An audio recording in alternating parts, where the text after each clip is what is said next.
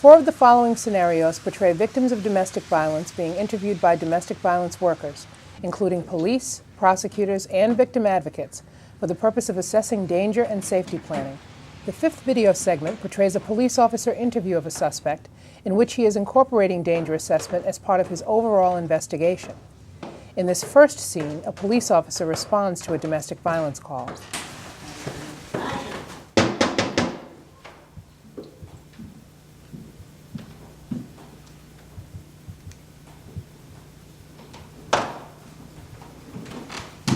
Good evening. Oh no, what are you doing here? Hi, my name's Officer Tiplady and I'm with the police department, and we've received a 911 call that there's a problem. No one from here called 911. Well, my partner's downstairs checking the building there, and we just want to make sure everything's all right in all the apartments. So I was just wondering, everything here is fine. well, was anybody arguing here earlier? Maybe, yeah. So? Well, I just want everybody argues. My job is just, with the 911 call, I have to make sure that everything's okay and everyone is okay. Are there any children or anything in here? We have 2 children. They're Okay, fine. they're okay? I'm All fine. right. Well, it'd help me out a lot if I just came in and took a look and made sure everything was okay, because I have to report back that everything is fine here in the building. You have to come in. Well, if you don't mind, could I have your name? Donna. Donna? Okay, Donna. What'd you say your name was? Officer Tiplady, John. Okay. You know, it's late. I I know, get my kids I know in it's bed. late, but we just need to come in and, you know, if you'd want anybody to make sure that everything is safe. And this is why we're here.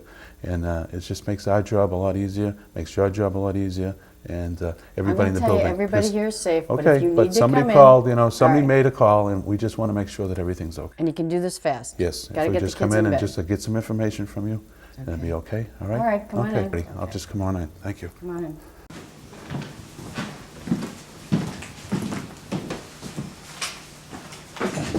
Mrs. Oster, I can see there's some concern when we were talking in the doorway there, and I just, you know, again, I just really want to know what happened here so that I know that I'm going to be able to walk out here and feel good, and that you're okay, and that your children are okay. Could you just All really right, kind if of I tell you what happened, Yep. I'm okay and the kids are okay, you're done here, right? It's going to be 5 minutes. Well, I can just say that I want to listen to everything that happened, okay? My husband and I were having a discussion. We started talking about the bills. Like every family, we have bills. You probably have bills in your family yes. too. He had a few drinks and got kind of loud. I mean, What do you that's mean, all. What do you mean by a few drinks? What? 2 or 3 Long Island iced teas, that's not many. It's not many. And it just got kind of loud. Everything is fine now. He's left, it's all fine. Okay, did he say anything before he left? Did he threaten you or anything like that, or? He threatens me a lot.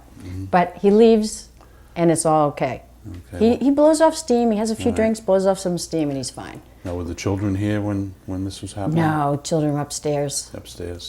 Kids, they're fine. You sure? Because are they asleep now, or can I see them? Or You can walk up and see them, Okay, we'll but do they're that. fine. You're not going to call like Child Protection Agency or anything, are you? Well, I just have a duty to make sure that everything's okay. You know, and that's what my job is. Just, you know, why I have to work so that I'm comfortable when I leave here.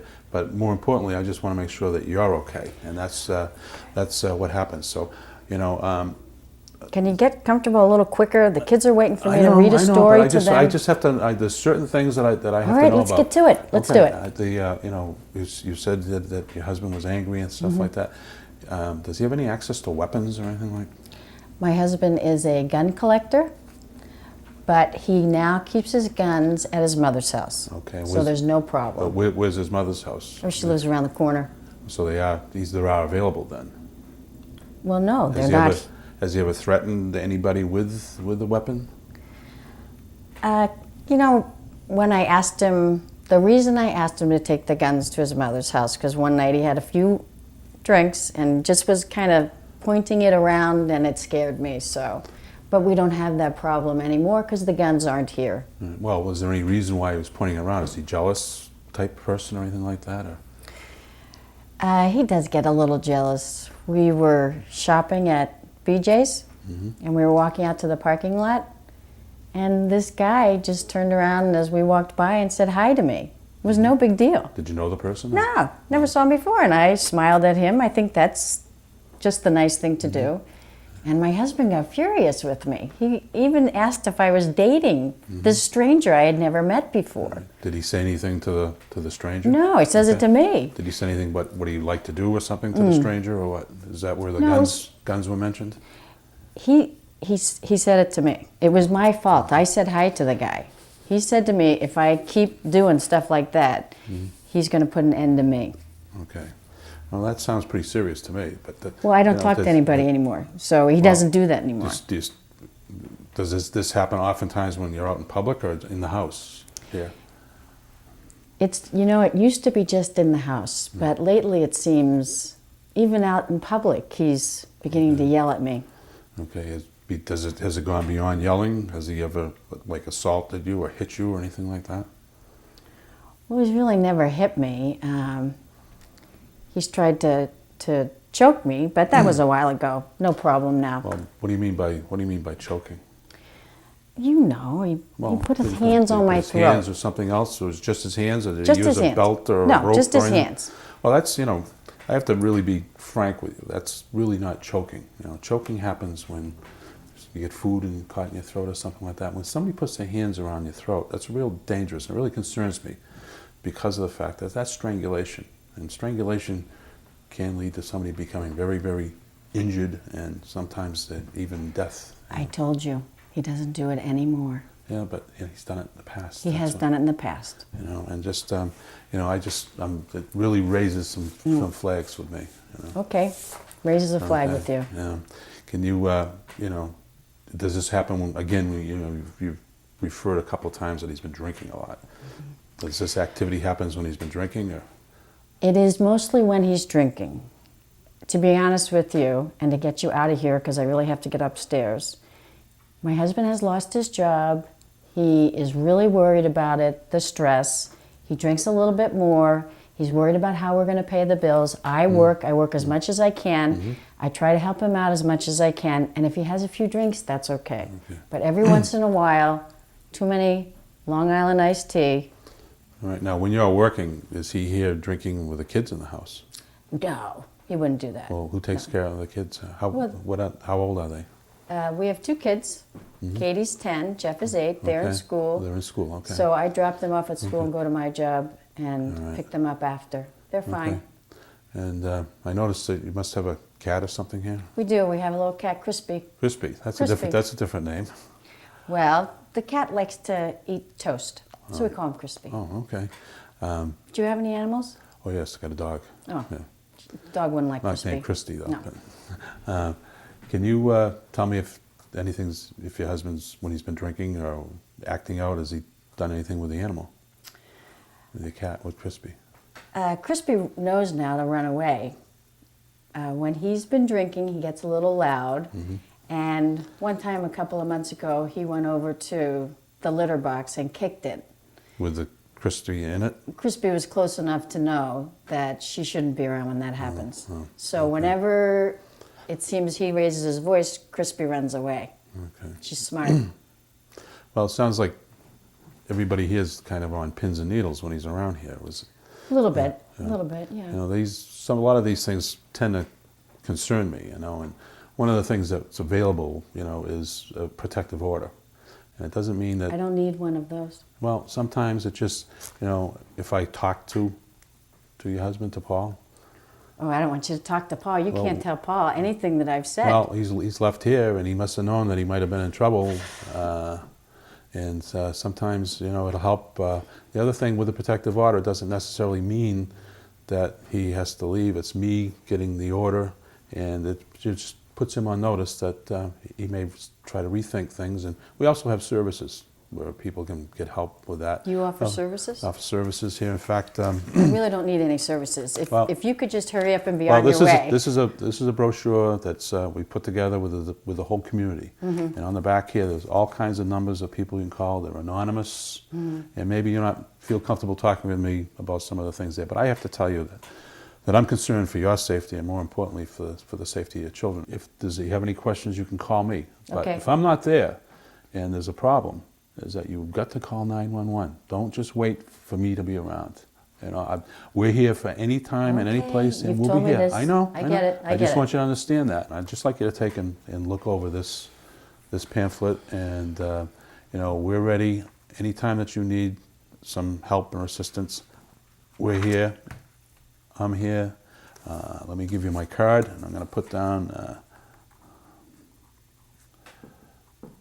This is the incident number, and also. The incident number? Right, Is okay. that what this is called, an incident? Well, I have to make a report out in case if you want to refer something that somebody wants to talk about. That's my name there, and feel free to call me. But if there's any problem, you know, don't wait just to talk to me. Dial 911. Dial 911. Because somebody did that here earlier tonight, and you said it wasn't you. No, it but, wasn't me.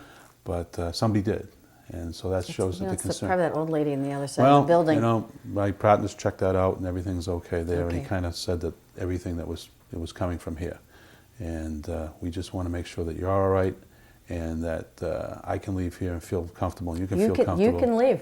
Okay. You can I leave. know I can leave, but I just want to make it right, and that's what we have to do here. And you know, if need be, you know, I'm just really concerned that you're going to be okay and the kids are going to be okay, because if you take a look in that brochure, there's things that where kids, you know, your kids, they can hear what's going on. You can say that No, they're they're upstairs. You upstairs. can say they're upstairs, but kids are like little human tape recorders, Yeah. and they know everything, and they could probably repeat to me if I, you know, when I go up and talk to them. You're not going to go up and talk to I them? just want to make sure they're okay. We're going to go up and just take a look, and then I'll leave. Is that okay? All right. You okay. can take a look at the kids and then All right. you're out of here, right? Okay, yep, that's Okay. it. Well, yeah, we'll just go take a look, okay? Okay, All righty, thank you. let's go. In this situation, the victim was reluctant to use the criminal justice system and, in fact, did not call the police. The officer had a responsibility to investigate a crime nonetheless. At the same time, the officer sought to assess the danger faced by the victim. In doing this, the officer asked the victim about a series of factors that are considered to be potential indicators of dangerousness, or red flags. In order to remember to ask these questions, the officer carries a laminated card, like this, which lists all the red flags. When he enters his report, he will refer back to this card in order to report each red flag that is present. The red flags on the card include the following questions. Has the suspect assaulted her in the past? Have these assaults caused any injuries? Has the suspect used weapons in a menacing or threatening manner? Has he made any threats to kill or injure her? Has the suspect strangled or attempted to strangle her? Has he tried to kill himself or threatened to do so? Has he threatened anyone else? Has he been violent to her in a public setting? Has the suspect been violent to the children? Has he been violent to any animals or pets? Has he shown signs of extreme jealousy? Has he followed or stalked the victim? In addition, the officer asks about the current situation to find out about other factors that might add to the suspect's potential for committing new acts of violence, such as, has the suspect abused alcohol or drugs? Is he unemployed? Does he have any access to guns or other weapons? Has his violence escalated recently? In situations like this one, in which the victim is distrustful and reluctant to use the criminal justice system, it is especially important for the officer to maintain a calm and caring manner, since this will increase the odds that she may be willing to use the system in the future. Besides asking about dangerousness, the officer sought to build a rapport with the victim by doing the following things. The officer started by introducing himself. He sat down with the victim rather than standing over her. When speaking, he maintained eye contact with her. He fully explained his role. The officer expressed concern for the victim's safety and for the safety of her children. He asked to see the children. The officer did not become judgmental or argumentative. He spoke in a calm and a professional manner. And he gave the victim information about services for herself